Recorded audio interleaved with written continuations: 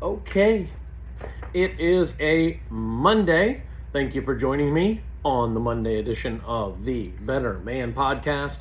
As you know, Mondays are a great day for men to get better, and Mondays are the day where we decide we're not going to be worse, we're not going to be the same, but we are going to be better. So what I want to do is help you with that. I'm going to give you some tips and a continuation, really, what has been a couple podcasts already about things you ought to be thinking about before you get married. Before I do that on this Monday, maybe you would consider helping me out with a little bit of what we might say is promotion of the podcast. Here's how you can help right now on whatever platform. You can hit the heart button, like button, share button, comment, subscribe, review, whatever it looks like, whether you're on the audio platforms or the video platforms. Also, don't forget, our audio platforms are available. Maybe you just want to podcast it in your ear with audio. We have Spotify, Google, and Apple Podcasts. Also, one more thing. If you are utilizing any of those downloadable platforms, make sure you subscribe to them so that you just get them automatically. Okay, here we go. Let me talk to you about this continued topic, what we need to be thinking about before we get married.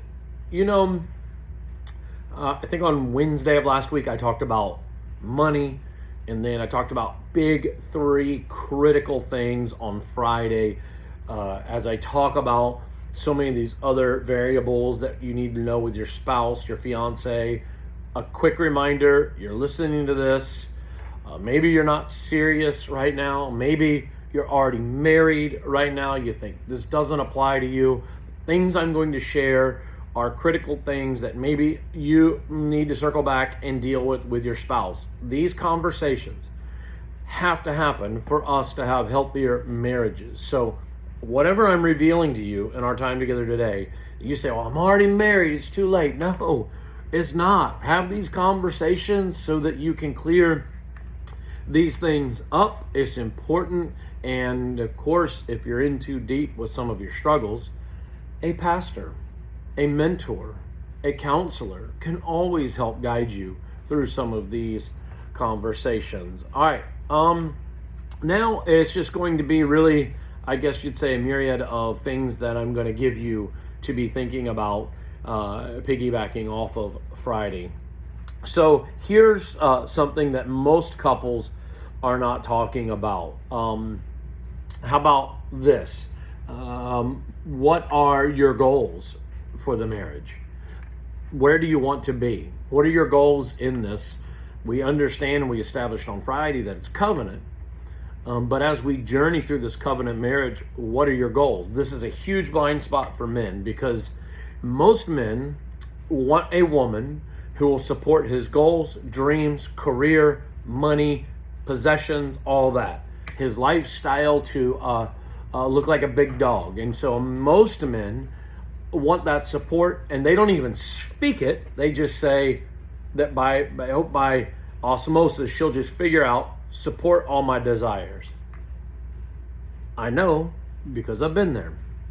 Now, what is the right thing to do? Sit down and say, what are your goals? What are your dreams?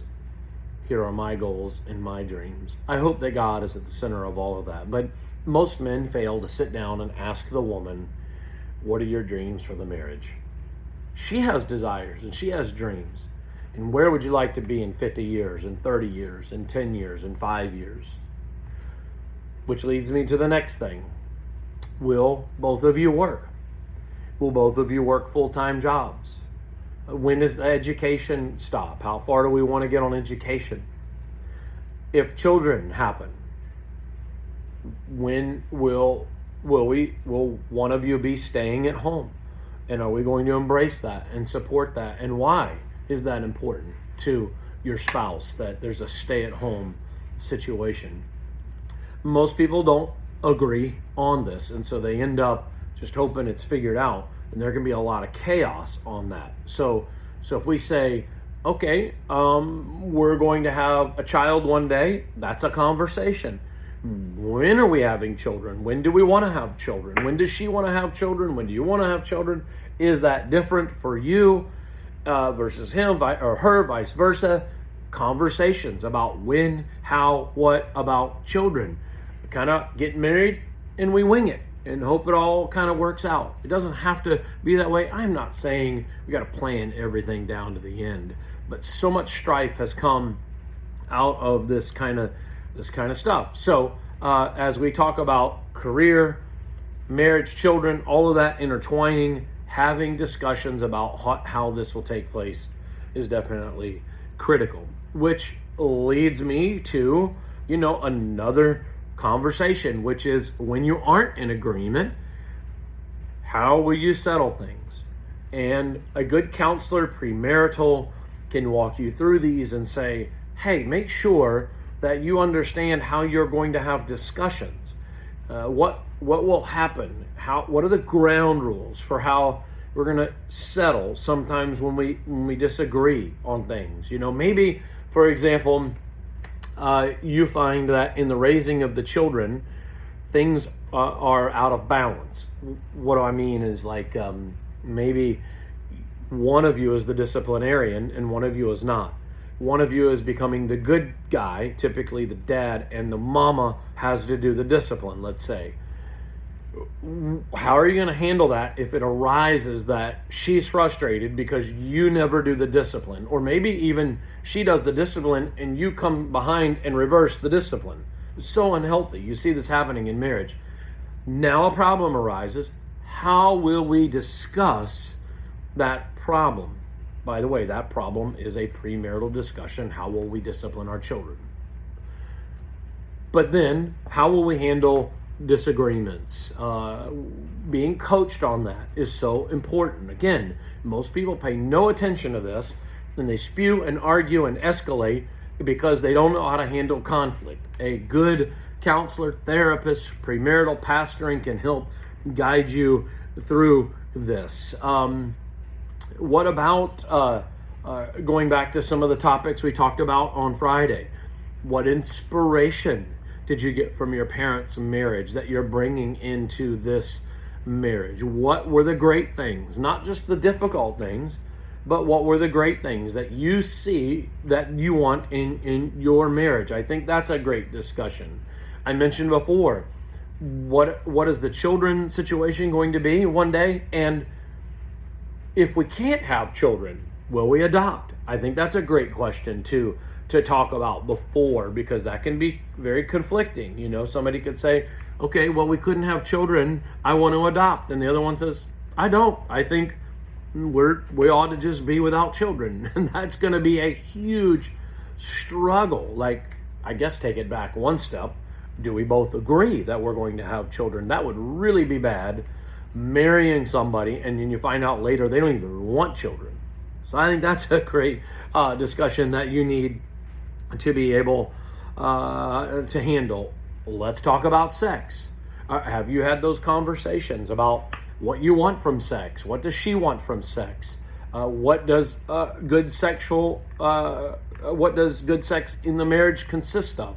He may have one set of ideas and oftentimes she has another set of ideas. And how are we going to make that work? We communicate about these things, which makes it better. Again, most people not communicating. He's trying to figure out sex. She's trying to figure out what he wants, and it's all left in osmosis. And we just hope by osmosis one person figures it out. Does not have to be that way. We can have these discussions. What about holidays? What are the traditions we're going to do? Holidays, are we going to pack up and go be with our families? Maybe we all have multiple families and step parents, and we got to go from one group to the next group to the next group. And do we really want to do that?